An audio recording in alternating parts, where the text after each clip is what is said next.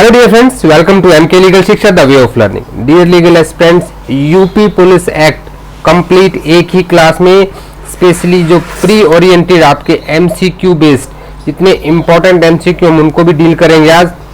Uttar Pradesh police सबसे पहले पूछा जाता है what is motto of UP police, सुरक्षा आपकी संकल्प हमारा। ये क्या है? यूपी पुलिस का मोटो है। ठीक है, ये आप लोगों देख रहे हैं यूपी पुलिस का। यूपी पुलिस से आपके एक्ट, यूपी पुलिस एक्ट से क्वेश्चंस आएंगे, यूपी रेगुलेशन से क्वेश्चन आएंगे। हम दोनों चीजों को कवर करेंगे इस वीडियो में, यूपी पुलिस एक्ट का और इसके बाद यूपी पुलिस रेगुलेशंस के लिए। अगर आप चैनल पर नए हो तो चैनल को सब्सक्राइब कर लें और साथ ही बेल आइकन को प्रेस। देखिए, सबसे पहले बात आती है यूपी पुलिस एक्ट की। एक सेंटर का एक्ट है जिसको हम कहते हैं पुलिस एक्ट 1861। ये जो एक्ट है यही एक्ट यूपी पुलिस एक्ट है, क्योंकि इस एक्ट का सेक्शन 46 ये कहता है कि कोई भी स्टेट कुछ नेसेसरी अमेंडमेंट करके इसी एक्ट को अपने स्टेट में लागू कर सकता है, और इन्हीं अमेंडमेंट के साथ ये यूपी में लागू हुआ है। ठीक है, अब इसकी बेसिक चीज़ों को समझते हुए चलिए। सबसे पहली चीज़ क्या है कि ये एक्ट नंबर कौन सा है, तो एक्ट नंबर है ये 5 ऑफ 1861। कब इसको एसेंट मिला था? उस वक्त गवर्नर जनरल का, तो वो मिला था 22 मार्च 1861 को। किसकी रिकमेंडेशन पे बनाया गया था? मैं बिल्कुल वन लाइनर एमसीक्यू टाइप बातें करेंगे इसमें हम लोग। तो जो पुलिस कमीशन एक बनाया गया था, उसके बाद भी पुलिस कमीशन बने हैं। ठीक है, ये जो पुलिस कमीशन बना था ये बना था 1860 में, और किसकी चेयरमैनशिप में बना था ये था एमएच कोर्ट की, एमएच कोर्ट। ठीक है, और इसी को ना आईजी बनाया गया था उस टाइम पे, ये भी याद रखिएगा। तो इसी की रिकमेंडेशन के ऊपर ये पुलिस एक्ट यहाँ पे आया था। अभी एक चीज़ और बता दें आपको, देखिए कई सारी चीज़ें ऐसी जो आपको पता नहीं होंगी। सिर्फ यूपी पुलिस इकलौती ऐसी पुलिस है जिसको प्रेसिडेंट कलर मिल चुका है। ठीक है, पहली पुलिस थी जिसको प्रेसिडेंट कलर मिला था। प्रेसिडेंट कलर जनरली आपने देखा डिफेंस फोर्सेज को मिलता है, तो यूपी पुलिस को भी वो मिल चुका है, और ये one of the largest force है। अब यूपी में जो अमेंडमेंट हुए वो कब कब हुए? 1939 में, 1984 में और 2001 में। 3 मेजर अमेंडमेंट है। 3 ये जो मेजर अमेंडमेंट्स हुए हैं किसकी तरफ से? यूपी की तरफ से। इन अमेंडमेंट्स की बात करेंगे। टोटल सेक्शन कितने हैं ये भी पूछ सकता है कि इसमें कितने टोटल सेक्शंस आते हैं। तो टोटल सेक्शंस की बात करें तो 47 सेक्शंस है। ठीक है, ये तो होगी इसकी बेसिक चीज़ें। अब कितने एक्ट इंसर्ट हुए, कितने डिलीट हुए, उनके बारे में भी हम साथ साथ चर्चा कर लेंगे। लेकिन एक्ट को एक बार थोड़ा सा कॉन्सेप्चुअल समझिए आप। इसको आपने कुछ टर्म्स में डिस्ट्रीब्यूट कर, जिससे आपको समझना इजी हो जाए। पहली टर्म आपके लिए है पुलिस। ठीक है, जो दूसरी टर्म है वो है आपकी additional police, additional police. Third जो टर्म आपकी है यहाँ पे वो है स्पेशल पुलिस, स्पेशल पुलिस। और फोर्थ टर्म जो आपकी है वो है विलेज पुलिस। एक तो आपसे यही पूछ लेता है डायरेक्ट कि भाई इनके प्रोविजन किन सेक्शंस में दे रखे हैं। कई एमसीक्यू कवर होने वाले हैं आपके यहाँ पे, तो ध्यान दीजिएगा। बी एक्ट को भी हम कवर करेंगे, उसकी चिंता मत करें आप। पुलिस जो है इसको डिफाइन किया गया है सेक्शंस में। कौन से? सेक्शन 1 में। इनरोलमेंट होता है कहाँ पे? सेक्शन 2 में। सर्टिफिकेट दिया जाता है कहाँ पे? 8 में। 7 में क्या है? इनका डिसमिसल दिया गया है। ठीक है, 9 विन से रिलेटेड बात करता है, और 10 भी। 9 में क्या? रेजिग्नेशन दे सकते हैं। 10 में क्या? अभी एक्स्ट्रा अनएम्प्लॉयमेंट कुछ नहीं कर सकते। ड्यूटीज दी गई है 23 में, ड्यूटी ढंग से नहीं करेंगे 29 में हटा दिया जाएगा। 44 में ड्यूटी है कि जनरल डायरी मेंटेन करें। ये सारे के सारे सेक्शन देखिए आप एक बार याद कर लेंगे ना, पुलिस से रिलेटेड है। एडिशनल पुलिस कहाँ से कहाँ आती है? 13, 14, 15, 15A, ये सारे एडिशनल पुलिस से हैं। अब यहाँ पे जो है किससे कंपनसेशन के तौर पे भी उसका जो कॉस्ट है किससे लिया जाएगा? वो इनहेबिटेंट से लिया जा सकता है, इंडिविजुअल जो एप्लीकेशन है उससे लेंगे। इन सब का क्या है? तो इसको लिखिए यहाँ पे, रीड विद सेक्शन नंबर 16। किस प्रोसीजर से लिया जाएगा वो सेक्शन 16 में यहाँ पे दे रखा है। अब आपसे पूछ लेता है स्पेशल पुलिस के प्रोविजन कहाँ पे है? स्पेशल पुलिस क्या है कि जब किसी को लगता है कि इंस्पेक्टर रैंक के बंदे को कि भाई यहाँ पे तो जो है कंट्रोल करना किसी सिचुएशन को पॉसिबल नहीं है अवेलेबल फोर्स के लिए, तो वहाँ के लोकल जो हैबिटेंट्स है उनको पुलिस बनाया जा सकता है। मना करेंगे तो 50 रुपए का फाइन लगेगा हर बार मना करने पर। 10 बार मना किया तो 50 इंटू 10 500 फाइन आपका हो गया। ये इस टाइप के प्रोविजन यहाँ पूछेगा 17, 18 और 19। अब आता है विलेज पुलिस का ऑप्शन कहाँ दिया गया 21। पुलिस रेगुलेशन के साथ पढ़िएगा। चौकीदार यहाँ पे दिया गया चौकीदार ऑफ विलियम फोर्ट, लेकिन वैसे जो विलेज चौकीदार है वो कितनी बार जाता है पुलिस को इन्फॉर्मेशन देने, तो महीने में 2 बार। इसको हम किसके साथ पढ़ेंगे, पुलिस रेगुलेशन के साथ। ये चीजें मैं आपको क्यों बता रहा हूँ, ताकि एक इंटरेस्ट क्रिएट करें आपका। कोई ऐसा भी अगर आप में से स्टूडेंट है जिसने अभी तक पुलिस एक्ट को ध्यान से पढ़ा नहीं है, तो वो भी इन चीजों को समझ सकता है। इसके अलावा देखिए कीवर्ड से कितनी चीजें यहाँ पे क्लियर हो गई। उसके बाद आता है आपसे पूछेगी unclaimed property. Unclaimed property, unclaimed property के बारे में एनी पुलिस ऑफिसर, कोई भी पुलिस अधिकारी 25, 26, 27, 28 ये किससे डील करते हैं, अनक्लेम्ड प्रॉपर्टी से।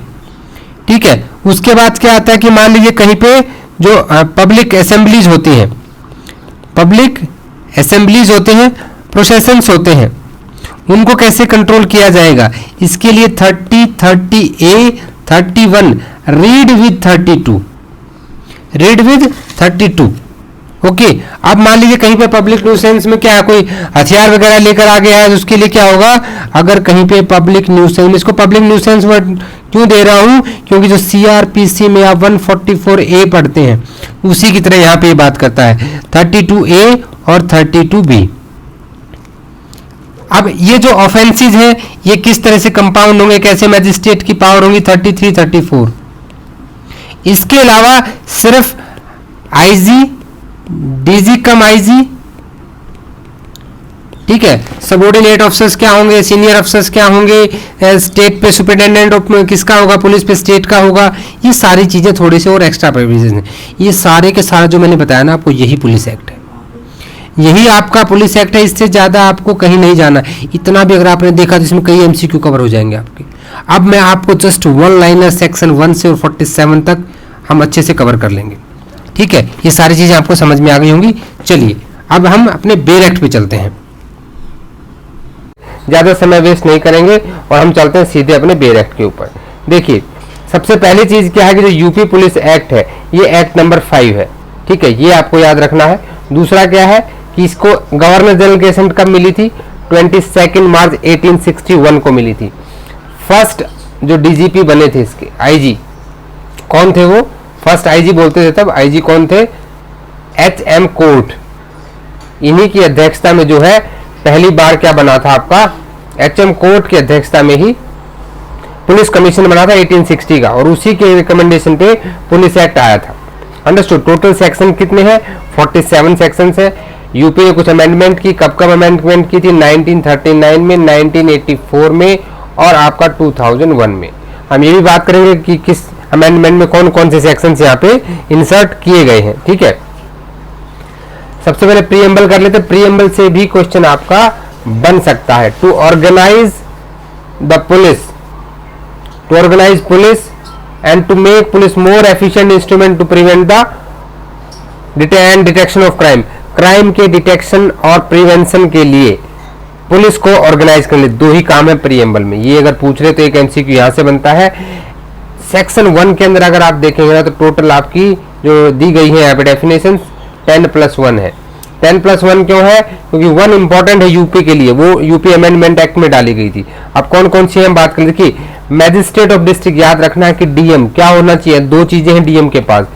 पहली बात क्या, जो मैजिस्ट्रेट ऑफ डिस्ट्रिक्ट है वो एक तो क्या है कि चीफ ऑफिसर है, क्या है, चीफ ऑफिसर है उस डिस्ट्रिक्ट के एडमिनिस्ट्रेटिव का, एडमिनिस्ट्रेटिव हेड है डिस्ट्रिक्ट का, यानी कि DM साहब। दूसरा क्या है यहाँ पे, वो मैजिस्ट्रेटियल पावर भी क्या करता है, अपने साथ रखता है, मैजिस्ट्रेटियल पावर भी उसके पास होंगी। उसका मैजिस्ट्रेट कौन रहेगा, include all person with in general police district. सबसे पहले जनरल पुलिस डिस्ट्रिक्ट को समझना है, बहुत जरूरी है। जनरल पुलिस डिस्ट्रिक्ट का मतलब यहाँ पे पूरा यूपी स्टेट है, यानी कि जहां कहीं भी एक्ट लागू होगा वो पूरा क्या कहलाएगा, जनरल पुलिस डिस्ट्रिक्ट कहलाएगा।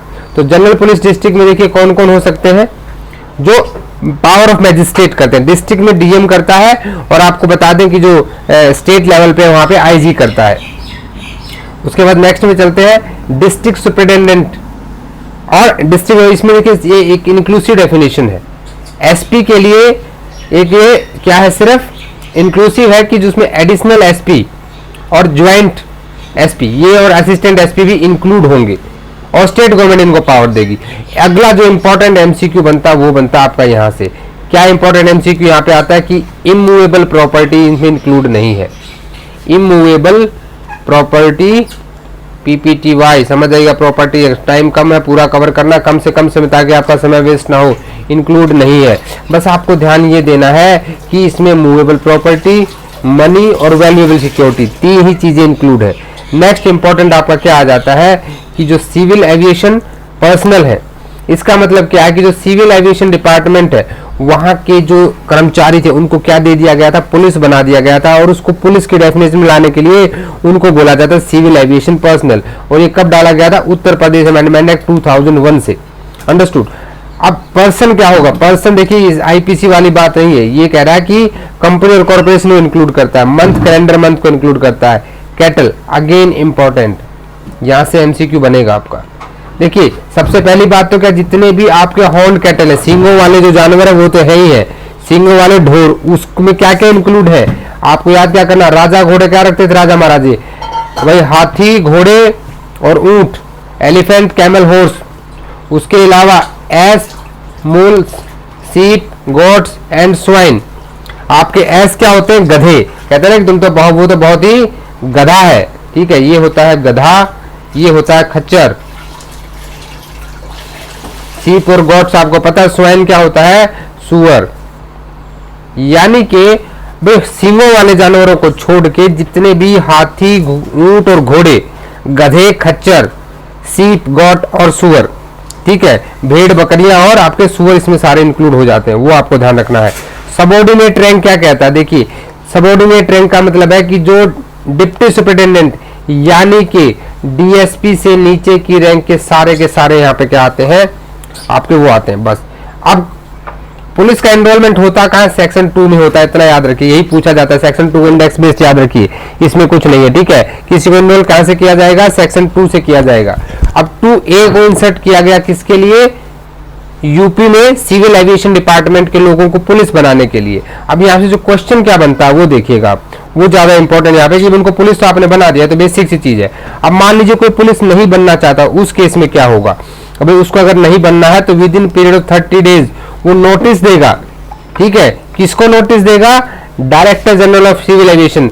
यहाँ पे पुलिस के आईजी, डीजीपी, एसपी को नोटिस नहीं देगा, डीजी ऑफ सिविल एविएशन को यहाँ पे नोटिस देगा, और 30 दिन का टाइम उसको दिया जाएगा, 30 डेज के उसके अंदर उसको नोटिस देना कि साहब मुझे ज्वाइन नहीं करनी है यहाँ पे, ठीक है। और उसके बाद क्या कर दिया जाएगा कि ठीक है नहीं ज्वाइन करना तो तुम घर जाओ, और उसे टर्मिनेट कर दिया जाएगा। क्या दे करके, एक अमाउंट पे करके, 3 मंथ्स की सैलरी एज कंपनसेशन, 3 महीने की एडवांस सैलरी लो और अपने घर जाओ। अंडरस्टूड। ये यहाँ से यही आपका एमसीक्यू बनता है। पूरा एक्ट हमको नहीं पढ़ना है, इतना आप इसमें देख लेंगे तो आपके लिए बहुत है। सेक्शन 3 बात करता है सुपरिटेंडेंस इन द स्टेट, यानी कि स्टेट के अंदर पुलिस के ऊपर किसका सुपरिटेंडेंस रहेगा, ठीक है। तो यहाँ पे हम देखें, जब हमने इसकी रेगुलर क्लास की तो हमने बात की थी, यहाँ पे स्टेट का रहता है, किसका रहता है, स्टेट का। अब एक चीज बताइए आप मुझे कि यहाँ तो स्टेट का है, लेकिन अगर यूटी में है, यूटी में इंफॉर्मेशन में बता रहा हूँ, तो उसके लिए एक अलग से पुलिस एक्ट निकाला था सेंटर ने, पुलिस एक्ट 1949, जिसके तहत यूटी में सेंटर का होल्ड होता है। लेकिन सेक्शन 3 क्या है, पुलिस के लिए है, पुलिस एक्ट 1861 का। तो यहाँ पे किसके अंदर रहेगा, स्टेट गवर्नमेंट के रहेगा। स्टेट गवर्नमेंट के अलावा कोई भी व्यक्ति, ऑफिसर या कोर्ट इम्पावर नहीं है, ठीक है, कि भाई वो पुलिस फंक्शनरी पे अपना कंट्रोल कर सके। बस इतना आपको याद रखना है। सेक्शन 4 क्या है, inspector general of the police, यानी कि पुलिस एडमिनिस्ट्रेशन की बात कह रहा है यहाँ पे। तो through out general police district, यानी कि पूरे स्टेट के अंदर पुलिस का एडमिनिस्ट्रेशन कौन देखेगा, डीजी कम आईजी देखेगा, डीजी कम आईजी। अभी डीजीपी कौन है, डॉक्टर देवेंद्र सिंह चौहान जो है, ये जो वहां पे क्या है, यूपी के डीजीपी हैं, ठीक है। तो और इसके अलावा इसके साथ कौन कौन इंक्लूड है, inspector general, deputy inspector general, assistant inspector general. ये भी अगर गवर्नमेंट चाहे तो इनको भी वो क्या कर सकती है। एक चीज आपको यहाँ पे ध्यान रखनी है कि जो डीजीपी होता है ये डायरेक्टली आंसरेबल है किसके लिए, एडवाइजर किसका है, ये आपके गवर्नर का। कोई भी पुलिस वाला, ये आप रेगुलेशन 1 को भी साथ में थोड़ा सा कवर कर लीजिएगा, जो आपकी रेगुलेशन है उसमें पैरा 1 चैप्टर 1 का, वहां बहुत क्लियर दे दिया गया है कि डीजी कम आईजी ही डायरेक्ट गवर्नर से बातचीत करेगा, गवर्नर उसको आदेश देगा। कोई भी सबऑर्डिनेट अफसर, इससे जूनियर कोई भी गवर्नर से डायरेक्ट कॉरेस्पॉन्डेंस नहीं कर सकता। ये क्वेश्चन पूछा जाता है, ठीक है, तो शब्दों में जरूर ध्यान देना, यहाँ पे सब चीजें आपके लिए इंपॉर्टेंट है आज। उसके बाद आप जो दूसरा पार्ट है, पार्ट 1 है, पार्ट 2 क्या बात करता है, डिस्ट्रिक्ट की बात करता है। डिस्ट्रिक्ट में किसके रहेगा, डीएम के जनरल कंट्रोल में। किसका जनरल कंट्रोल रहेगा भाई, मैजिस्ट्रेट ऑफ डिस्ट्रिक्ट, डीएम का जनरल कंट्रोल रहेगा, लेकिन पुलिस का कंट्रोल किसके पास रहेगा, एसपी के पास रहेगा। एडिशनल एसपी, ज्वाइंट एसपी या असिस्टेंट एसपी, ये स्टेट गवर्नमेंट इनको भी वहां पे दे सकती है, बट मेन एसपी के पास रहेगा। स्टेट लेवल पे DG cum IG, district level पे SP with the general control of DM. अब आता है power of the inspector general, exercise of. देखिए फिफ्थ जो यहाँ पे क्या बात कह रहा है, फिफ्थ आपको बता रहा है कि भी जो डीएम साहब है वो क्या है डिस्ट्रिक्ट में, वही जो डीजी कम आईजी की स्टेट में पावर होती है ना, वो सेम पावर डीएम के पास डिस्ट्रिक्ट में होती है।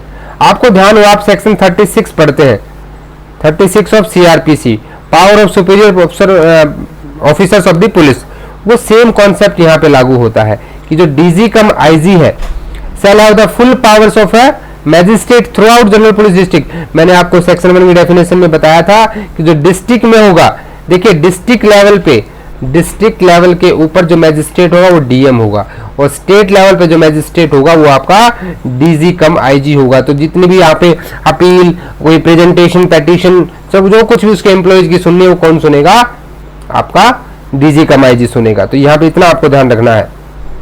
सेक्शन 6 आपसे पूछ लिया जाता है कि कैसे रिमूव किया गया था, तो सेक्शन 6 को जो रिमूव कर दिया गया था, इसको आप छोड़ दीजिए, इनको एकदम जितने आपके सेक्शन इंसर्ट किए गए और रिपेल किए गए सबका एक अलग से डिस्कशन करेंगे, इसको छोड़ दीजिए। 6 को 7 में पूछा जाता है अपॉइंटमेंट डिसमिसल। देखिए दो जगह से कंफ्यूजन होता है स्टूडेंट्स को, सेक्शन 7 में भी पनिशमेंट दी गई है, सेक्शन 29 में भी पनिशमेंट दी गई है। 29 में जो पनिशमेंट है वो सेक्शन 23 की वजह से है। किसकी वजह से, सेक्शन 23 में ड्यूटीज दे रखे हैं, 6 ड्यूटीज। थोड़ा सा फास्ट चल सकता है आपका। Subject to provision of article 311 क्यों कहा गया है, civil servants, civil servant constitution of India में उनके रिमूवल के बारे में, उनके जो पनिशमेंट्स के बारे में आर्टिकल 311 बात करता है। यानी कि जो आपने डेफिनेशन पढ़ी थी, सबॉर्डिनेट रैंक्स, डीएसपी से नीचे के जितने अधिकारी हैं उन सबको जो डिसमिसल करना है वो कौन कौन कर सकता है। देखिए यहाँ पे भाई सबसे डीजी कम आईजी कर सकता है, डिप्टी आईजी कर सकता है, असिस्टेंट आईजी कर सकता है, या फिर एसपी कर सकता है। आपने सुना है भाई सस्पेंड कर दिया उसको, तो कौन कर सकता है, ये लोग कर सकते हैं। कब करेंगे, जब वो कोई नेग्लिजेंट करते हैं। किसके लिए, police officer of the subordinate rank, definition में आप पढ़ चुके हैं। तो ये इसको क्या क्या कर सकते हैं, ये क्या करेंगे, इनको भी कोई नेग्लिजेंट मैनर में ड्यूटी करते हैं, अपनी केयरलेस है अपनी ड्यूटी के अंदर, तो यहाँ पे इनको सस्पेंड कर सकते हैं। क्या क्या पनिशमेंट देंगे, फाइन दे सकते हैं, 1 महीने की सैलरी। रीड विद 29 में जब आप पढ़ेंगे तो 29 में कहता है 3 महीने की सैलरी, ठीक है, कितना है, 3 मंथ्स की सैलरी, 3 मंथ्स की पनिशमेंट भी है वहां पे। कन्फाइनमेंट टू क्वार्टर, भाई क्वार्टर गार्ड लग सकता है, 15 दिन का क्वार्टर गार्ड, ये से याद रखना है। उसका गुड कंडक्ट कोई है उसका डेप्रीवेशन कर दिया जाएगा, कोई ऑफिस डिस्टिंक्शन है उसको ले लिया जाएगा, इंक्रीमेंट को विद होल्ड कर दिया जाएगा। ये आपको ध्यान देना है, सेक्शन 7 में आपको वो मिला है। अभी आपने देखिए क्या किया था कि सेक्शन 2 में आपने क्या किया था, पुलिस को इनरोल किया था। अभी किसको इनरोल किया, तो क्या सबूत है कि उसको इनरोल किया, उसको हम एक सर्टिफिकेट देंगे। क्वेश्चन क्या बनता है, एक तो इंडेक्स बेस्ड, पहला क्वेश्चन आपका कहां से बन गया, index based, first MCQ, section 8 के बता रहा हूं क्या क्या चांसेस हैं। दूसरा क्या है कि सर्टिफिकेट तो मिल गया, अब उस सर्टिफिकेट को वो सरेंडर कब करेगा, surrender of the such certificate. तो सरेंडर कैसे हो, देखिए जब भी कोई पुलिस ऑफिसर नहीं रहता है तो वो उसको सरेंडर करेगा, ठीक है, उसको अपने पास नहीं रखना है। लेकिन पुलिस अफसर अगर सस्पेंड हुआ है, कहां सस्पेंड, यहीं से एमसीक्यू पूछेगा आपसे कंफ्यूज करने के लिए। सेक्शन 7 में एक पुलिस वाले को सस्पेंड कर दिया, तो क्या वो सर्टिफिकेट को सरेंडर करेगा, नहीं करेगा। उसकी सिर्फ स्टे लगता है पावर्स के ऊपर, उसकी पावर से छीनी नहीं जाती है, he still a police officer, but उसकी पावर्स को क्या कर दिया जाता है, पावर्स बिकम्स इन एबियंस, अंडरस्टूड। तो ये सस्पेंशन में नहीं देना है, लेकिन उसको टर्मिनेट कर दिया, नौकरी से ही निकाल दिया, यानी ही cease to effect whatever the person name is cease to person to be a police officer, वो पुलिस अधिकारी नहीं रहा तब उसको करना है।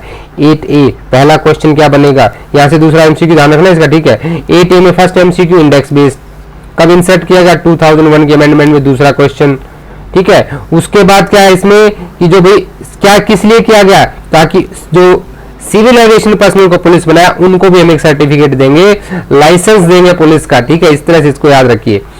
Section 9 police officer not to resign without leave, भाई क्या है कि अभी आप पुलिस की नौकरी ज्वाइन कर लिया, आपका मन नहीं लगा, मुझे नौकरी नहीं करनी, तो भैया दो ही तरीके हैं छोड़ने के, क्या है, एक तो आप कंपेंसेटरी ग्राउंड पे क्या डालो, परमिशन डालो। कौन किससे परमिशन डालो, आपको परमिशन देगा एसपी कि साहब मुझे नौकरी नहीं करनी, मेरा रेजिग्नेशन ले लो, ठीक है। और उसके लिए क्या है, आपको 2 महीने का नोटिस देना पड़ेगा, understood, not less than 2 months, ये ध्यान देना आपको, कितना नोटिस, 2 मंथ्स का, अंडरस्टूड। या तो उसको एसपी अलाउड कर दे पहले कि ठीक है भाई आप चले जाओ, अदरवाइज वो 2 महीने का नोटिस दे, कभी भी जा सकता है, अगले 2 महीने के बाद मैं भाई ड्यूटी पे नहीं आऊंगा, मैं चला।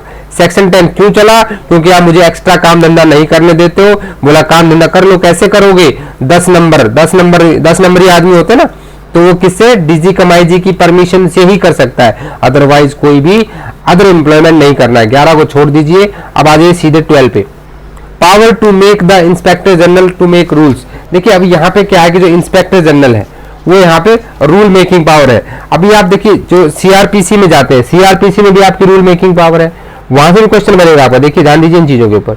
सीआरपीसी में ये पावर कहां दी गई है, 477 में, ठीक है। अभी हाई कोर्ट के पास रूल मेकिंग पावर सीपीसी में है 121 से 131, हालांकि सीपीसी को अभी ध्यान देने की जरूरत नहीं है, बट सीआरपीसी से भी एक एमसीक्यू उधर से ही बन सकता है आपका। तो यहाँ पे क्या है, जो पावर्स रहेंगी वो किसके पास रहेंगी, DG cum IG. DG cum IG rule बना सकता है टाइम टू टाइम, लेकिन उसे क्या करना है, स्टेट गवर्नमेंट का अप्रूवल लेना पड़ेगा कि वो कोई भी अगर इस तरह के आदेश वहां पे जारी करता है, तो बस इतना आप यहाँ पे ध्यान दीजिएगा। सेक्शन 13 एडिशनल पुलिस ऑफिसर, देखिए एडिशनल पुलिस को लेके क्या है, 3 सेक्शन आते हैं, 13, 14, 15 और 15A। अब इनसे कॉस्ट लिया जाएगा, तो किससे लिया जाएगा, सेक्शन 16 से। अब इसको देखिए क्या जरूरी है पढ़ना। अब किसी व्यक्ति ने एक एप्लीकेशन दी किसको, डीएम को, तो डीएम वहां पे क्या करेगा, it shall B lawful for DG cum IG, IG या डिप्टी इंस्पेक्टर या असिस्टेंट जनरल पुलिस या फिर एसपी, जो एसपी को मिला के ऊपर की अथॉरिटी जो वो सारी की सारी क्या कर सकती है, to the general direction of DM, DM की जो जनरल डायरेक्शन है, डीएम जनरल डायरेक्शन को किसी व्यक्ति को खतरा है वो किसको एप्लीकेशन देगा, डीएम को एप्लीकेशन देगा।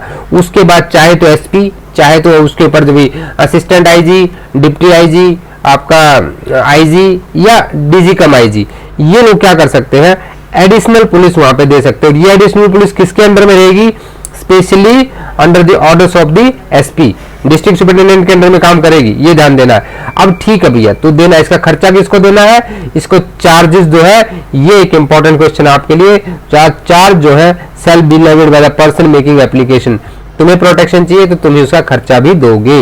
एक प्रोवाइड जो अभी ये बंदा खर्चा देके परेशान हो गया, छुड़वाना चाहता है पीछा, तो कैसे छूटेगा पीछा भाई, कि आपको 1 महीने का नोटिस, इससे पहले नोटिस कहां था, सेक्शन 9 में 2 मंथ्स का नोटिस, नौकरी छोड़नी है। एडिशनल पुलिस को वापस हटा लो, कितना 1 मंथ का नोटिस, किसको देगा भाई, वो डीजी कम आईजी को दे सकता है, आईजी को दे सकता है, असिस्टेंट आईजी को दे सकता है, एसपी को दे सकता है, यानी जो जो ऑथराइज था लगाने को उन्हीं को दे सकता है। अब 14 कहता है कि मान लीजिए भाई कहीं पे बगल में क्या हो रहा है, कोई रेलवे का काम चल रहा है, कहीं पे कोई दूसरी कोई कंपनी में कोई कंस्ट्रक्शन हो रहा है, इस टाइप के कोई काम काज हो, वहां पे कोई डेंजर है, रेलवे, कैनाल या कोई भी पब्लिक वर्क, कोई हाईवे बन रहा है, कोई कॉमर्शियल काम चल रहा है, कोई बिल्डिंग बन रही है और वो वहां पे काम नहीं कर पा रहे हैं, तो वहां पे कौन है, डीजी कम आईजी।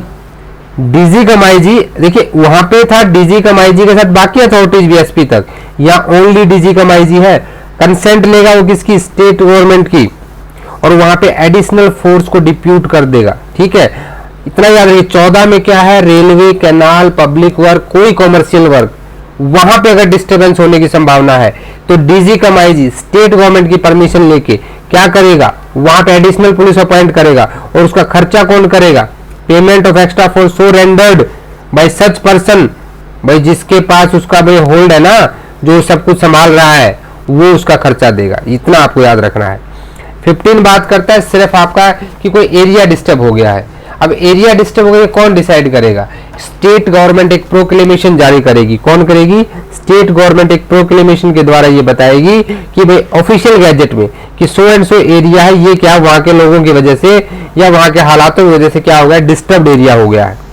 अब डिस्टर्ब एरिया जब घोषित हो जाएगा तो फिर वहां पे क्या करेगा? डीजी कम आईजी, ठीक है। स्टेट गवर्नमेंट ने अगर किसी और अफसर को ऑथराइज किया तो वो भी कर सकता है, otherwise DG cum IG without authorisation with the sanction of the state government, state government का सैंक्शन लेके वहां पे एक्स्ट्रा पुलिस डिप्लॉय कर देगा।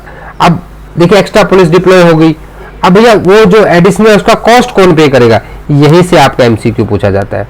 एमसीक्यू मोस्ट इंपॉर्टेंट, मैं बता रहा हूं आपको, अगर ये क्लास आपने देख ली तो आपका कोई एमसीक्यू नहीं छूटने वाला है।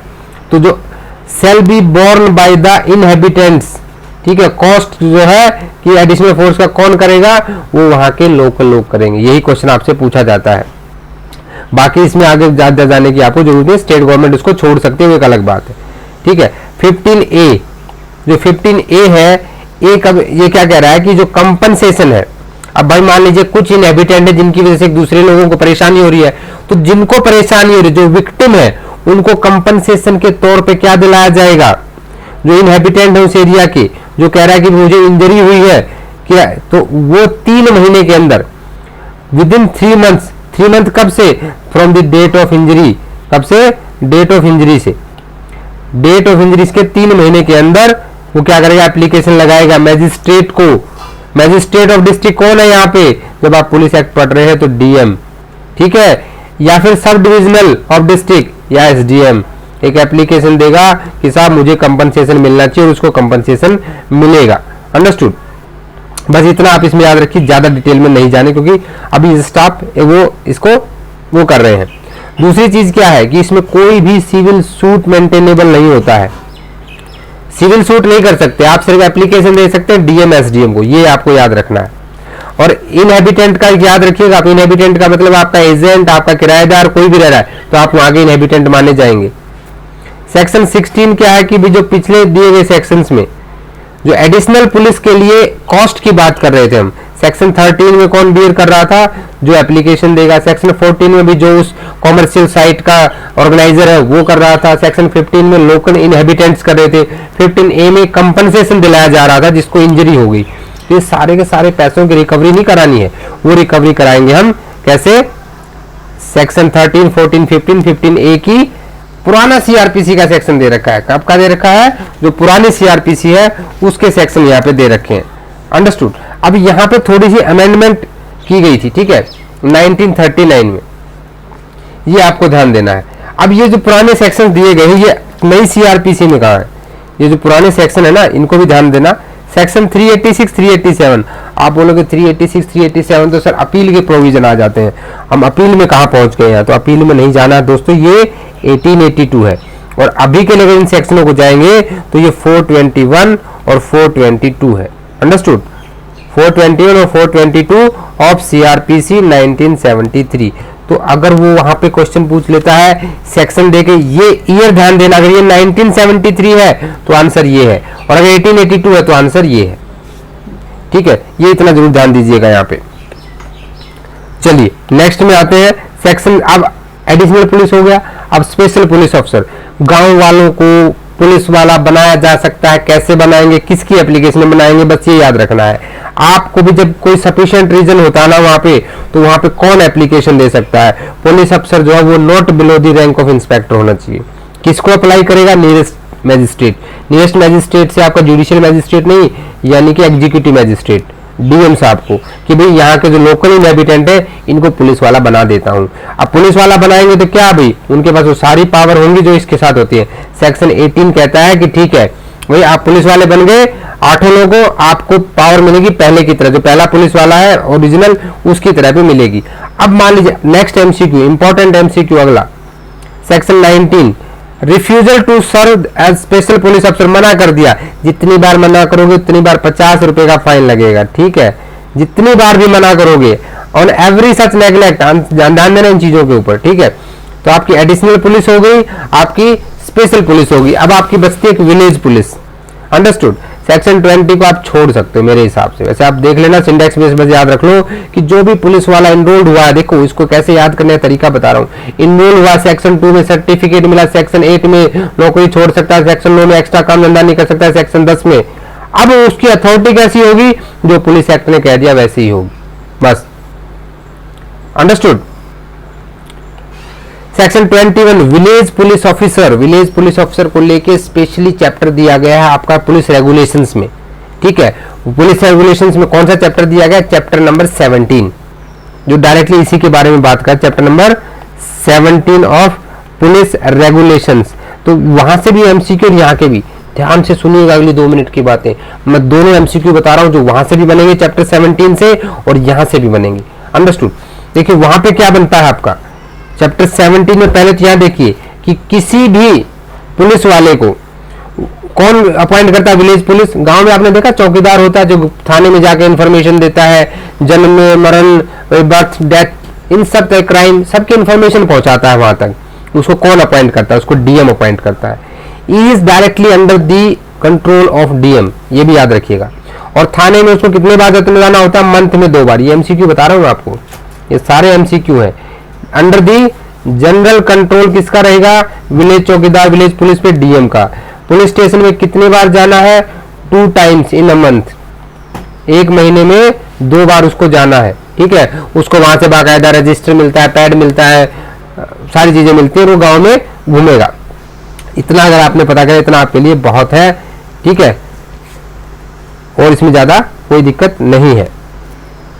उसके बाद आ जाइए आप पुलिस चौकीदार in the present fort William, ये सेम वही बात कर रहा है, इसको छोड़ दीजिए। अब डायरेक्टली क्वेश्चन आपसे तो ये भी पूछ लेता है कई बार कि भाई कौन से सेक्शन में विलेज पुलिस ऑफिसर के बारे में दिया गया, तो सेक्शन 21 इंडेक्स बेस्ड डायरेक्ट पूछ लेगा।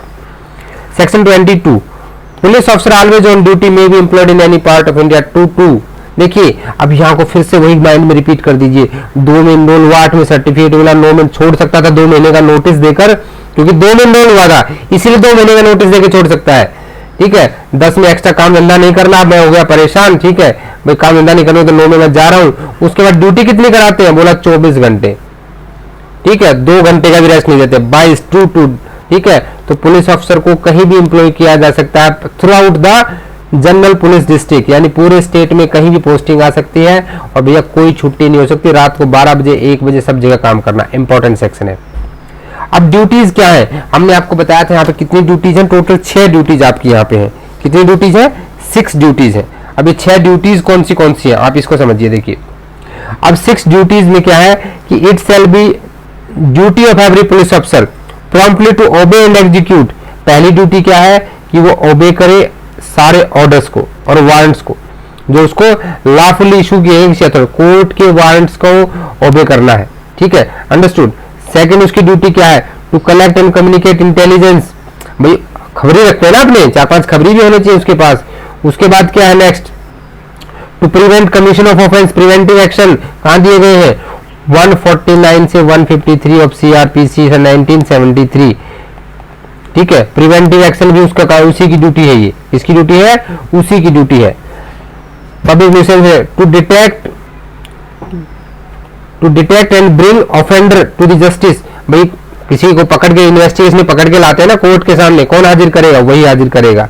To apprehend all person is legally authorised to apprehend and for whose apprehension sufficient ground exist. और लास्ट है वो उसके लिए लॉफुल ऑफिसर के लिए कि वो किसी भी पर्पज के लिए बिना किसी वारंट के कि किसी भी ड्रिंकिंग शॉप में, गेमिंग हाउस में या किसी प्लेस ऑफ रिजॉर्ट में जाके इन्वेस्टिगेशन कर सकता है। अंडरस्टूड। अब आता है 24 पुलिस ऑफिसर में ले इंफॉर्मेशन एटसेट्रा।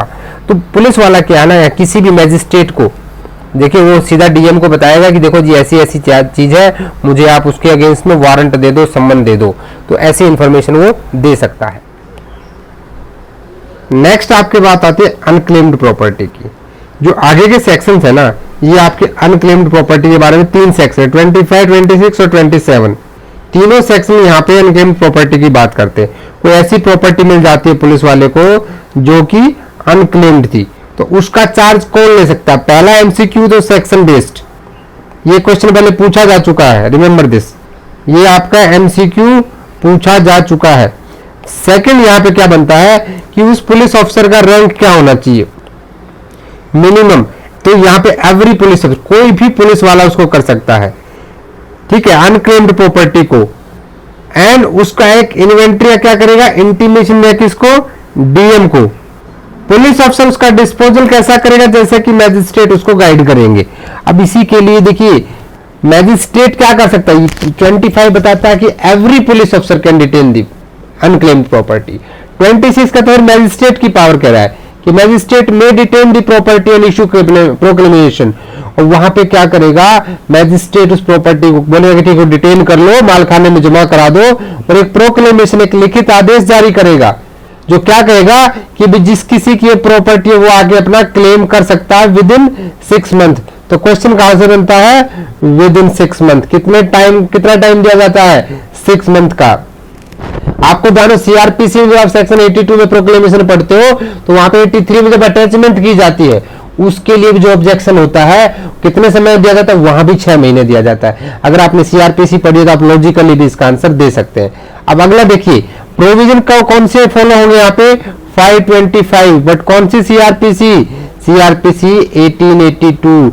1973 की देखनी है तो कौन सी देखनी पड़ेगी, सेक्शन 459। 500 रुपए तक की अगर प्रॉपर्टी हो पेरिसेबल नेचर के तो उसे सेल किया जा सकता है बिना 6 महीने का वेट किया, अदरवाइज 6 महीने तक प्रॉपर्टी सेल नहीं होगी। साथ साथ सीआरपीसी दोनों क्वेश्चन आपके हो रहे। जब आप चैप्टर यहाँ पे 18 करेंगे ना, हम 97 से लेकर के जब आगे रेगुलेशंस पढ़ते हैं तो आपका सीआरपीसी बहुत अच्छे से तैयार हो जाता है, उसको भी अगली क्लास में देखेंगे। अब आता है कि confiscation of property if no claimant appears, 6 महीने तक कोई भी अगर नहीं आया तो फिर क्या होगा, उसको क्या कर दिया जाएगा, कॉन्फिस्केट कर दिया जाएगा। बस इतना है आपको इसमें देखना और कुछ नहीं है। 28 क्या, person refusing to deliver up certificate. अब आपको याद होगा सेक्शन 8 के साथ इसको पढ़िए, वहां पे उसको क्या करना था, सर्टिफिकेट दिया गया था क्योंकि वो सेक्शन 2 में इनरोल हुआ था पुलिस वाला, अब वो सीज हो गया है, डिसमिस कर दिया गया है, अब वो सर्टिफिकेट जमा नहीं कर रहा है। तो उस केस में क्या होगा, उस केस में उसको पहले सर्टिफिकेट बोला खो गया मैं नहीं दूंगा, तो पेनल्टी लगेगी कितनी, नॉट एक्सीडिंग 200 रुपीज, 200 रुपए तक से ज्यादा का फाइन नहीं होगा। और इम्प्रिजनमेंट विद और without hard labour, either rigorous और सिंपल 6 मंथ। आप जो सजाएं देखेंगे ना, अभी 3-4 सेक्शन आप देखेंगे जहां आपको पनिशमेंट देखने को मिलेंगी। इससे पहले आपने पनिशमेंट इम्प्रिजनमेंट नहीं देखी थी, तो सबसे पहले सेक्शन 28 आता है, 6 महीने की सजा या 200 रुपए तक का जुर्माना, या दोनों सजा जो है इधर डिस्क्रिप्शन की हो सकती है। तो ये आपके लिए एक एमसीक्यू साइड से इंपॉर्टेंट है। नेक्स्ट आ जाता है 29, penalties for neglect of duties. 23 में आपने कहा कि उसके पास 6 ड्यूटीज है, अब उन 6 ड्यूटीज को फॉलो नहीं कर रहा है, ढंग से काम नहीं कर रहा है, तो उस टाइम पे क्या होगा, अगर कोई विलफुल ब्रीच है, ठीक है, या नेग्लेक्ट है, तो उस टाइम पे कोई भी कंपिटेंट अथॉरिटी क्या कर सकती है, उसको ड्यूटी से विड्रॉ कर सकती है विदाउट परमिशन और previous notice for the period of 2 months. देखिए ये क्या कह रहा है कि मान लीजिए कोई पुलिस अधिकारी है, उस पुलिस अधिकारी ए, उसने क्या किया, ना तो अपनी विलफुल सेक्शन 23 की ड्यूटीज को फॉलो किया और ना ही उसने सेक्शन 9 के प्रोविजन को फॉलो किया। सेक्शन 9 क्या कह रहा था, वो 2 महीने का नोटिस दो और छुट्टी जाना, छुट्टी लेकर जाओ, बिना छुट्टी के बिना नोटिस दिए वो चला गया है, तो उस केस में उसको हम सजा दे देंगे। कितनी सजा दे देंगे आप ध्यान देना है, मैजिस्ट्रेट जो पेनल्टी देगा, नॉट एक्सीडिंग 3 मंथ्स पे और इम्प्रिजनमेंट विद और without hard labour not exceeding 3 months और बोथ। 28 में पनिशमेंट कितनी दे रहे थे, 6 महीने की सजा, 200 रुपए तक का जुर्माना। यहाँ कितनी दे रहे हैं, 3 महीने की सैलरी जुर्माने के तौर पे और उसका 3 महीने की उसको सजा। अंडरस्टूड, ये आपको देखना है। देखिए 20 21 ये 2-3 सेक्शन है जहां पे आपको पनिशमेंट मिलती है। अब 30 31 ये एक बंच है, मैंने आपको बताया था 30 30A 31 रीड विद 32, क्योंकि देखिए 30A 31 इनमें क्या है भाई, कोई प्रोसेशन निकाला जा रहा है, जुलूस निकाला जा रहा है, कोई असेंबली करनी है, तो वो अनलॉफुल असेंबली ना बने उसके लिए आपको परमिशन लेनी होती है। आप न्यूज में बहुत बार देखते हैं, तो उसके लिए लाइसेंसिंग अथॉरिटी कौन है, आपको यहाँ पे देखना है कि जो एसपी है ना, एसपी या फिर एडिशनल एसपी या ज्वाइंट एसपी, ये जो है वहां पे क्या करेंगे, लाइसेंस देंगे, ठीक है, कि भाई कौन से गली से कौन से रोड से आप जुलूस निकाल सकते हो। अंडरस्टूड। उसके बाद जो 31 आता है वो 30A। अब वो कह रहा है कि मान लीजिए असेंबली और प्रोसेसन वायलेट कर रही है कंडीशंस का, आपने जिस कंडीशन पे उसको लाइसेंस दिया वो उन कंडीशन को फॉलो नहीं कर रही है, तो वहां पे कोई भी मैजिस्ट्रेट यानी कि डीएम साहब, एसपी साहब, असिस्टेंट एसपी या इंस्पेक्टर ऑफ पुलिस, इंस्पेक्टर का इंस्पेक्टर भी आ जाता है, या फिर कोई भी एसएचओ के साथ एक चीज और लिख लीजिए, यहीं पे आपको लिंक हो जाएगी रेगुलेशन नंबर 43 पैरा 43 से लिंक करता है। अंडरस्टूड, ठीक है। तो एसएचओ से ऊपर आप कोई भी ऑफिसर क्या कर सकता है, उसको बीच में रोक सकता है कि भाई तुमने कंडीशन वायलेट कर दी है, और उसको डिस्पर्स होने का आदेश दे सकता है। आदेश कहां दिया जाता है डिस्पर्स होने का, तुरंत दिमाग में लिंक कर दे 129 सीआरपीसी। अंडरस्टूड। अब भाई अगर कोई रिफ्यूज करता है, ठीक है, अब उसको बोला भाई आप वायलेट करो, आप एक काम करो, सब जाओ अपने अपने घर, नहीं जा रहे हैं तो उसको डिक्लेयर कर देंगे unlawful assembly, section 141 of IPC. कि फिर आप वो 5 ऑब्जेक्ट वाला काम कर रहे हो, कॉमन ऑब्जेक्ट के साथ आप अनलॉफुल असेंबली बन जाओगे। अभी जब आपने देखा हो जुलूस चलता है तो उसके पीछे पुलिस चलती है, तो सेक्शन 31 यही कह रहा है कि police to keep order on the public roads, ये पुलिस की ड्यूटी है। 23 भी ड्यूटी बताता है, 31 भी ड्यूटी बताता है। 32 कहता है पेनल्टी अगर डिसओबे करता है। भाई आपने 31 में भाई कहीं पे कुछ आदेश दिया किसी को पब्लिक पीस मेंटेन करने का, नहीं माना कोई, तो वहां पे उसको क्या लायबल होगा, कन्विक्शन दिया जाएगा मैजिस्ट्रेट के सामने, और फाइन जो होगा नॉट एक्सीडिंग 200 रुपीज। कितना? 200। सेम कहां पे था, सेम इसके पहले भी आप 200 पढ़ चुके हैं, पहले 200 पढ़ चुके हैं ना, तो ये दोनों चीजें आपके लिए इंपॉर्टेंट आ जाती हैं। नेक्स्ट आपका आ जाता है 32A और 32B। ये दोनों के दोनों सेक्शन जो है 144A सीआरपीसी के साथ डील करते हैं। यानी कि आपने 31 में भाई जुलूस निकाला पब्लिक असेंबली के, लेकिन अब आर्म ड्रिल करने लगे, आप मास ट्रेनिंग करने लगे, ठीक है, उस केस में क्या होगा, तो जो डीएम है वो क्या करेगा, वहां पे पब्लिक सेफ्टी का, देखिए डीएम की ड्यूटी क्या है, पब्लिक सेफ्टी को मेंटेन करना। तो पब्लिक सेफ्टी मेंटेन करने के लिए डीएम वहां क्या कर सकता है, उनको प्रोहिबिट कर सकता है कि आप ऐसा काम नहीं कर सकते हैं, ठीक है। और ऐसा प्रोहिबिशन, ऐसा आदेश धारा 144 जो लगती है ना, 144A वाली बात कर रहा है, 3 महीने तक लगा रहेगा। सेम 3 मंथ्स कहां पे दिया गया है आपका, 144A सीआरपीसी में भी 3 महीने दिया गया है, तो ये आपको ध्यान देना है। अंडरस्टूड। अब नेक्स्ट पे चलते हैं 32B। अभी 32B क्या कह रहा है, पेनल्टी, यानी कि 32A में क्या किया गया था, धारा 144A लगाई गई थी सीआरपीसी वाली, अभी नई सीआरपीसी की जो है, वहां पे 3 महीने तक डीएम कर सकते हैं और 6 महीने तक कौन है, 6 मंथ तक आपकी स्टेट गवर्नमेंट उसको बढ़ा सकती है। अब इंपॉर्टेंट चीज ये कि मान लीजिए वो बात कोई नहीं मानता है, उस केस में पेनल्टी लगेगी 32B में, तो यहाँ पे पनिशमेंट मिल जाएगी 6 महीने या फाइन। ये SLX नहीं SIX है, 6 मंथ्स की सजा, और साथ में या फाइन जो है वो कितना लगेगा, 2000 रुपीज, 2000 रुपए तक का फाइन। 28 में हमने पढ़ा था 6 महीने की सजा और 200 रुपए फाइन। यहाँ है 6 महीने की सजा, 2000 रुपए का फाइन। ऑफेंस बढ़ा है, हथियार आ गए हैं, सजा बढ़ गई है। अब एक और बहुत इंपॉर्टेंट चीज है, आप इसको मार्क कर लीजिएगा प्लीज। सीआरपीसी के फर्स्ट शेड्यूल में बताता है कि ऑफेंस कॉग्निजेबल है कि नॉन कॉग्निजेबल है, उससे कोई फर्क नहीं पड़ेगा, जो भी अपराध यहाँ किया गया है, ठीक है, अंडर दिस सेक्शन 32A और B में जो अपराध किए गए हैं वो किससे किए गए हैं, वो सीधी सी बात है कॉग्निजेबल होंगे, यानी कि पुलिस वाला बिना वारंट के अरेस्ट कर सकता है। ये आपका एक इंपॉर्टेंट एमसीक्यू है, सो प्लीज इसको ध्यान दीजिएगा, ठीक है। नेक्स्ट पे चलते हैं। 33 कहता है कि भाई saving of control of the magistrate, जो मैजिस्ट्रेट है उसके सेविंग कंट्रोल की बात कर रहा है कि जो 4 सेक्शन दिए गए हैं ना, वो जनरल कंट्रोल के डीएम के उसके ऊपर कोई इफेक्ट नहीं डालेंगे, डीएम की जो पावर्स है उसके ऊपर कोई इफेक्ट नहीं डालेंगे। 34 में फिर से कुछ ऑफेंस दिए गए हैं, टोटल 8 तरह के ऑफेंस यहाँ पे दिए गए हैं, ये आपको दिमाग में रखने हैं। Slaughtering cows, furious riding etcetera, cruelty to animals, obstructing passengers, exposing goods for sale, throwing dirt. ये क्वेश्चन कई बार पूछा गया कि क्या कोई अगर सड़क पर कचरा कूड़ा फेंक रहा तो क्या पुलिस वाला उसको अरेस्ट कर सकता है, तो याद रखिएगा बिल्कुल कर सकता है, ठीक है, ये चीज यहाँ दे दी गई है। एनी पर्सन हु थ्रोज और lays down any dirt, filth, rubbish, any stone और बिल्डिंग मटेरियल और who construct any caused stable or the like or who cause the offensive matter to run from any house, factory, dung, heap, गोबर भी फेंकते हैं ना तो भी arrest कर सकते हैं, ये थोड़ा सा याद रखिएगा, ठीक है। बीइंग फाउंड ड्रंक, बिल्कुल। और 7 बीइंग फाउंड ड्रंक का है 510 में पनिशमेंट देते हैं ना इसकी आईपीसी। उसके बाद incident exposure to the person, neglect to protect the dangerous places, ये 8 तरह के ऑफेंस हैं और इन 8 में स्टेट गवर्नमेंट क्या कर सकती है, नोटिफिकेशन देगी ऑफिशियल गैजेट में, भाई उसमें किसी भी एरिया में वो एक्सटेंड कर सकती है सबसेक्शन 1 को, और वो क्या कर उस पर भी लागू होगा। अंडरस्टूड। देखिए यहाँ पे बहुत सिंपल सी चीज है कि पुलिस ऑफिसर जो है उसको अरेस्ट कर सकता है और कस्टडी कितनी देगा, ये पहले मैंने आपको ऑफेंस बताए हैं। अंडरस्टूड।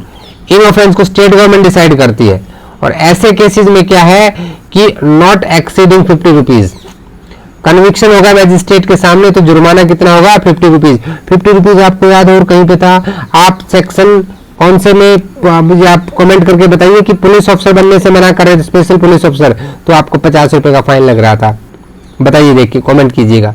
इम्प्रिजनमेंट विद और without hard labour not exceeding 8 दिन, तो सबसे कम सजा 8 दिन की सजा, 8 डेज, ठीक है, और फाइन जो रहेगा 50 रुपए का। ये एक एमसीक्यू आपका यहाँ पे बन जाएगा, ठीक है। और दूसरा चीज यहाँ पे इंपॉर्टेंट है कि पुलिस वाला बिना वारंट के इन 8 केसेस में, जैसे मैंने आपको 5th बताया, इस केस में बिना किसी वारंट के अरेस्ट कर सकता है, ये आपका एक क्वेश्चन बन जाता है, ठीक है। अब 34A कंपाउंडिंग वैसे हम कहाँ करते हैं, सीआरपीसी के सेक्शन 320 सीआरपीसी 1973 वाली, पुरानी नहीं, नई, वहां पे कंपाउंडिंग करते हैं। तो कोई भी ऑफेंस जो पनिशेबल 32 और 34 में, अब वो जर्नल या स्पेशल ऑर्डर स्टेट गवर्नमेंट के द्वारा कंपाउंड किया जा सकता है। कौन कंपाउंड करेगा, एसपी। अंडरस्टूड। चाहे केस इंस्टीट्यूट होने से पहले या उसके बाद, ठीक है। और कैसा अमाउंट होगा, जैसा उसको सही लगेगा वैसा कंपनसेशन अमाउंट यहाँ पे हो जाएगा। अंडरस्टूड। और इंस्टीट्यूशनल प्रोसिक्यूशन में अगर composition shall amount to acquittal of the offender, अगर केस स्टार्ट हो गया है तो एक्विटल होगा, अदरवाइज उसका डिस्चार्ज हो जाएगा। अब 35 कहते हैं ज्यूरिसडिक्शन। ज्यूरिसडिक्शन में क्या है कि हमने कहा कि पूरे स्टेट में जो मैजिस्ट्रेट का रोल प्ले करता है वो कौन करता है, डीजी कम आईजी। डिस्ट्रिक्ट में कौन करता है, डीएम करता है। तो any charge against a police officer above the rank of constable under this act shall be inquired into determine only by an officer exercising power of magistrate. और मैंने आपको बता दिया 2 ही लोग मैजिस्ट्रेट की बात करते हैं स्टेट में, कौन करता है आपका डीजी कम आईजी, और आपका डिस्ट्रिक्ट लेवल पे कौन करता है, डीएम, जिनके पास मैजिस्ट्रेट पावर्स हैं। 36 कहता है power to prosecute under other law not affected. भाई देखो ऐसा है कि आपने पुलिस एक्ट के साथ उसे किसी दूसरे में नहीं पकड़ सकते, ये बात नहीं है, लेकिन वह डबल जेओपार्डी का ध्यान रखना है, बस ये ज्यादा इंपॉर्टेंट नहीं है। अब रिकवरी ऑफ पेनल्टीज कैसे होगा, ठीक है भाई आपने इतना कुछ कह दिया, अब पेनल्टी हम इतनी जगह पे लगा रहे हैं, पेनल्टी की रिकवरी कैसे करेंगे, तो रिकवरी हम कहाँ करते हैं, ठीक है। रिकवरी नई सीआरपीसी आपने पढ़ी होगी, तो नई सीआरपीसी का दिए गए, यहाँ पुराने सीआरपीसी के सेक्शन दिए गए हैं, लेकिन जो ये 64 से 17 ये आईपीसी के सेक्शन है, किसके हैं, आईपीसी के। आईपीसी में वही है 1/4, अगर इम्प्रिजनमेंट और फाइन था, फाइन नहीं दिया तो 1/4 सजा मिलेगी, उसके साथ इसको पढ़ना है। अंडरस्टूड। अब यहाँ पे सेक्शन 65 जो है उसके ऊपर कोई इफेक्ट नहीं डालता है, ये आपको यहाँ पे ध्यान देना है। अब ये क्या, जैसे 65 क्यों कह रहा है, ये कह रहा है कि जो सेक्शन 34 में आप 50 रुपए 8 दिन की सजा दे रहे थे, default of the payment of fine में फॉर एनी पे नॉट एक्सीडिंग 8 डेज, 8 दिन से ज्यादा सजा वहां पे नहीं दी जाएगी, ये ध्यान देना आपको बस। अंडरस्टूड। अच्छा अभी आप बात कर रहे थे कि भी कौन से सेक्शन इंसर्ट हुए कौन से नहीं हुए, उनका एक बार डिस्कशन कर लेते हैं अच्छे से। देखिए जो नए एड्रेस ऐड किए गए हैं वो कौन कौन से ऐड हुए हैं, 2A, 8A, 15A, 30A, 32A, 32B, 34। अब कब कब इंसर्ट किए गए, 2A और 8A 2008 के अमेंडमेंट पे ऐड हुए, ये याद रखिएगा, ठीक है। उसके बाद 15A और 30A ये ऐड हुए थे 1895 में, लेकिन इनको 1939 में की अमेंडमेंट में अमेंड किया गया, जहां पे 3 मंथ्स का पीरियड था उसको 4 मंथ्स कर दिया गया। ठीक है, ये अमेंडमेंट भी आपको ध्यान देनी है। 32A और B 1984, ये एमसीक्यू पहले पूछा जा चुका है, ध्यान देना इस चीज के ऊपर। और 34A 1957 की अमेंडमेंट में डाला गया था। अंडरस्टूड। तो नए सेक्शन क्या ऐड है, यहां से इस चार्ट को याद कर लेना, यहां से आपका एमसीक्यू एक तो 100% बनेगा। ठीक है, उसके बाद आते हैं कौन सेक्शन में रिपील किसको कर दिया हमने, तो भैया रिपील होने वाले सेक्शन में 38, 39, 40 और 41। तो 38, 39, 40 इनको 1895 में ही क्या किया गया था, रिपील किया गया था। और जो 41 है उसको 1937 में रिपील किया गया था। याद रखिए सेक्शन 6 रिपील हुआ कब, सीआरपीसी 1882 के तहत रिपील हुआ। अंडरस्टूड। उसके बाद सेक्शन 11 कब रिपील हुआ, 1874 में रिपील हुआ। सेक्शन 38, 39, 40 ये तीनों रिपील हुए 1895 में, और 40 रिपील हुआ 1937 में। तो यहां से भी आपके एमसीक्यू बनने के चांसेस है, इन दोनों को अच्छे से याद रखिएगा। उसके बाद आते हैं सेक्शन 42 के ऊपर, limitation of the action. Limitation period क्या होगा, यहाँ पे लिमिटेशन पीरियड आप सीआरपीसी में भी पढ़ते हैं और यहाँ भी पढ़ते हैं। ठीक है, तो यहाँ पे लिमिटेशन जो पीरियड है वो आपका विद इन 3 मंथ्स है। अंडरस्टूड। और लास्ट में दिया गया है 1 month at least before the commencement of the action. दोनों लाइन आपकी इंपॉर्टेंट है यहाँ पे, जो है shall be commence within 3 months, याद रखिएगा। और लास्ट में दिया गया है यहाँ पे कि जो additional SP, district SP was committed 1 month at least before the commencement of action. इसका क्या करना है, यहाँ पे एक नोटिस देना है इन राइटिंग में। 1 महीने का नोटिस होगा और 3 महीने का लिमिटेशन पीरियड होगा। ठीक है, tender of the amends provides no action shall be in case where officer have been prosecuted criminally for the same act. 43 plea that act was done under the warrant. भाई police वाले ने किसी को गिरफ्तार कर लिया तो क्या उसको सजा दे दोगे, नहीं, उसको सेफ साइड में प्रोटेक्शन मिलेगी। अंडरस्टूड। तो ये प्रोटेक्शन उसको 43 में मिलेगी, जो भी किया उसने भाई वो गुड फेथ में किया है। अब 44 आपके लिए इंपॉर्टेंट हो जाता है, जिसको हम रोजनामचा कहते हैं, हिंदी में क्या कहते हैं, रोजनामचा, या फिर इसको जनरल डायरी भी कहा जाता है। अब ये आपको वो पढ़ेंगे ना आप रेगुलेशंस, तो रेगुलेशन नंबर कौन से जनरल डायरी की, 98 है। कौन सी है, 98। जहां पे मुंशी का काम है कि वहां पे उसमें इंसर्ट करेगा। तो भाई जनरल डायरी की सारी चीजें उसको मेंटेन रखनी है, इसको सीआरपीसी में भी लिख लीजिएगा। और यहाँ बहुत क्लियर कर दिया गया इस जनरल डायरी का कि ये जनरल डायरी वो केस डायरी नहीं है जो वहां हम डील करते हैं, वो डायरी अलग है जो 167 में हम पढ़ते हैं ना, सीआरपीसी 167(2) में हमने एक सीआरपीसी में पढ़ा है, ये वो डायरी नहीं है। ठीक है, ये इस केस में बहुत क्लियर कर दिया गया, इस केस को भी देख लीजिएगा, आपके बस रेफरेंस के लिए, केस हालांकि से पूछा नहीं जाता है। 45 स्टेट गवर्नमेंट में प्रिस्क्राइब फॉर्म ऑफ रिटर्न्स, कब उसके क्राइम्स के रिटर्न्स, वहां के बाकी चीजों को जो डाटा मंगाना है उसके लिए स्टेट गवर्नमेंट डिसाइड करेगी। स्कोप ऑफ एक्ट 46 हम पहले ही कर चुके हैं। ठीक है, अभी अपने आप लागू नहीं होगा।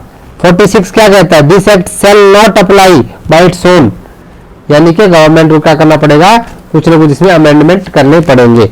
46 इतनी बात करें। लास्ट सेक्शन है 47 आपका, कि 47 क्या कहता है कि authority of district superintendent of police over the village police. ये जो एसपी है वो विलेज पुलिस के ऊपर उसकी अथॉरिटी होगी, लेकिन विलेज पुलिस के ऊपर जनरल कंट्रोल किसका रहेगा, आपका डीएम का रहेगा। ये यहाँ पे याद रखना है आपको। ठीक है, इसके ऊपर स्पेशली मैंने आपको चैप्टर बता दिया है, चैप्टर 17 रेगुलेशन का, उसको हम पढ़ते हैं। तो ये आपका कंप्लीट पुलिस एक्ट है। ठीक है, फॉर्म नंबर 8 जो सेक्शन 8 में सर्टिफिकेट मिलता है, इनकेस अगर पूछ ले तो, अदरवाइज पूछेगा नहीं। तो आई होप यहाँ पे हमारे जितने एमसीक्यू सारे कवर हो गए हैं। मुझे लगता है इसमें कोई एमसीक्यू छूटना नहीं चाहिए, और अब आपका ये एग्जाम काफी अच्छा जाना चाहिए। इसके बाद पुलिस रेगुलेशंस की भी हम बात करेंगे, लेकिन वो नेक्स्ट वीडियो में करेंगे। इस वीडियो को आप एक बार जरूर देख लें जाने से पहले, तो आपको काफी बेनिफिट मिलेगा। तो मिलते हैं नेक्स्ट वीडियो में, तब तक के लिए जय हिंद, जय भारत।